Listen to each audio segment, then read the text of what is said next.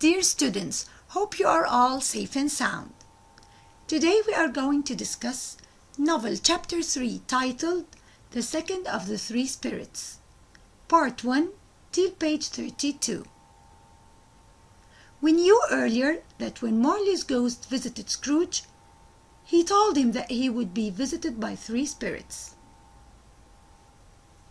This chapter will cover the visit of the second spirit and how the spirit helped in developing Scrooge's character. Now let's have a look at page 26. He felt sure that the second spirit would soon visit him. This time he wanted to be ready. Here we can notice the difference in Scrooge's reactions towards meeting the first spirit and meeting the second spirit. When he met the first spirit, he was afraid of him and thought about pretending to be ill to go out. But when he met the second spirit, he was curious to meet him and was eager to learn new lessons to be changed. If we go to page 27, we can find out how the character of Scrooge developed as he was ready to learn from the second spirit new lessons. This is clear when Scrooge said, "Take me where you want. Last night I learned a lesson which is working now. If you have anything to teach me tonight, let me learn from you." The second spirit is called the Ghost of Christmas Present. It appeared as a cheerful and friendly spirit, wearing a green robe, and was surrounded by piles of the best Christmas food. All the walls were covered with bright green leaves. This shows that it represented the spirit of Christmas, the true meaning of Christmas, generosity and happiness.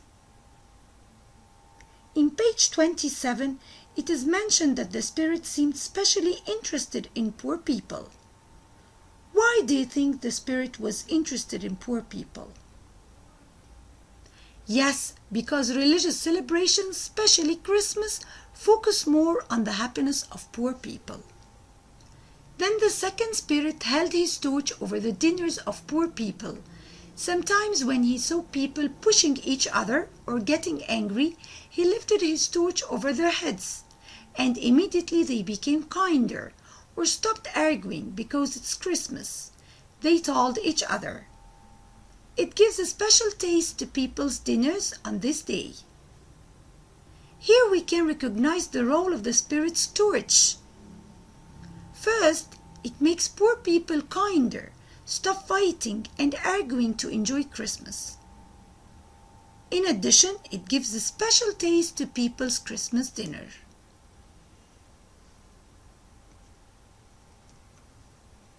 The second spirit's interest in poor people is also stressed in page 29, when Scrooge asked the second spirit, "Why do you use it most on poor people?"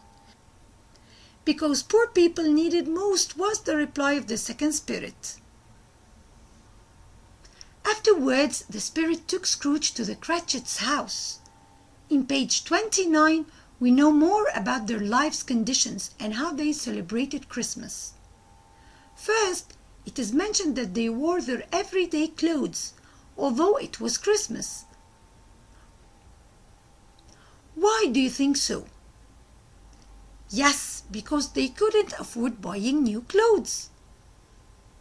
Then, in the same page, the young Cratchits said, "We are having a really big chicken for dinner." Was it really a big chicken?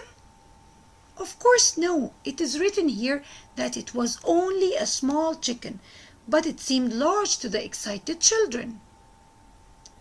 After that, the spirit showed Scrooge Bob's little son, Tiny Tim.